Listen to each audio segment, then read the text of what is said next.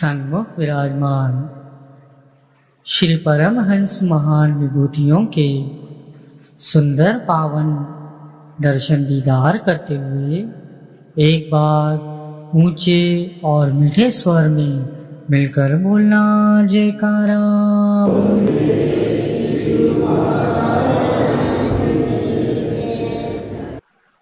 गुरुमुखों, प्रेम बराबर जोगना, प्रेम बराबर ज्ञान, प्रेम भक्ति बिन साधिबो सब ही थोथा ध्यान। प्रेम की बराबरी योग, ज्ञान, ध्यान, इसकी बराबरी कोई नहीं कर सकता। प्रेम न हो तो ज्ञान निष्फल है, ध्यान असमर्थ है और उसके बिना तो भक्ति भी निरस है। प्रेम के बिना भक्ति में कोई रस नहीं है। प्रभु की प्राप्ति केवल प्रेमा भक्ति से ही होती है। जिसके हृदय में प्रेम है अपने प्रभु के प्रति, वही भक्ति सफल है। 14 भुवनों की संपत्ति समर्पित कर देने पर भी जो प्रभु नहीं रिश्ते, वो केवल और केवल प्रेम पाश में बनकर पूर्ण रूप से प्रेमी के हो जाते हैं। इसलिए प्रभु से मिलने के लिए जिज्ञासु के हृदय में प्रेम का होना अति से अति आवश्यक है। एक बार की बात है, 2 जिज्ञासु साधक जंगल में साधना करने के लिए जाते हैं।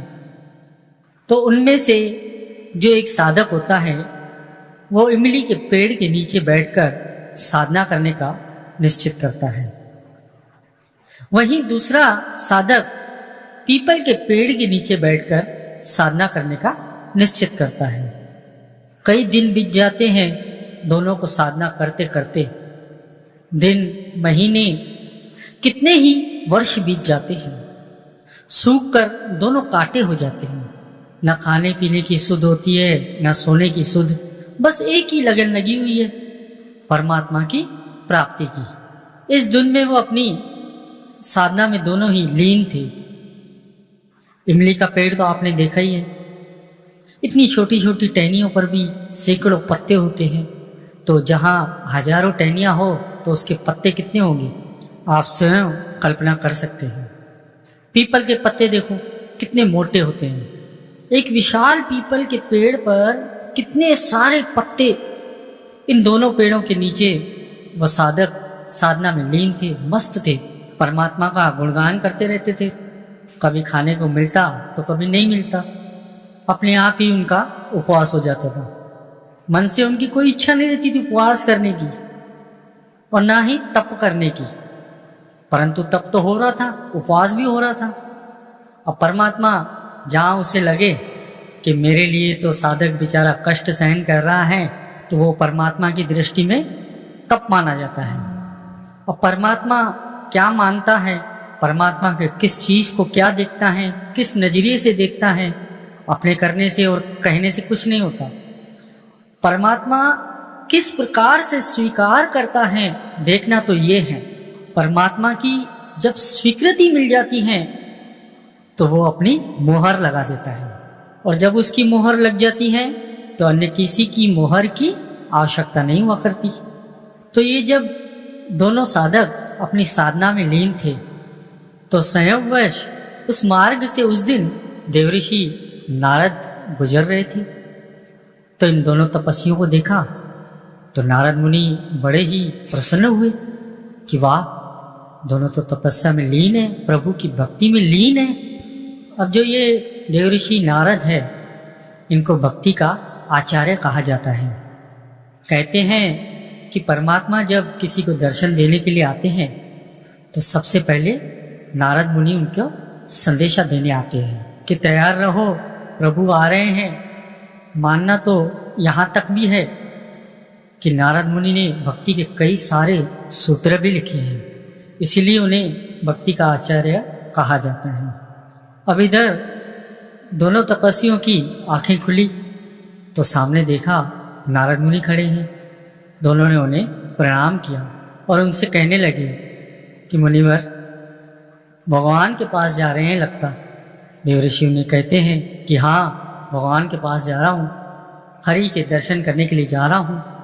तो उन दोनों ने भी अपनी जिज्ञासा प्रकट की कि मुनिवर, काश हम भी भगवान के दर्शन के लिए चलते, काफ़ी इच्छा है हमारी भगवान के दर्शन की। गुरुमुखों, जितनी भारी आपकी तड़फ होंगी वैसे ही आपके कर्म होंगे, उसके अनुसार ही आपकी साधना होगी, नाम जपने की तड़फ होगी।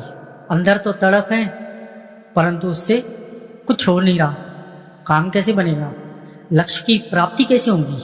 हमारा लक्ष्य कौन सा है? अपने सद्गुरु के दर्शन।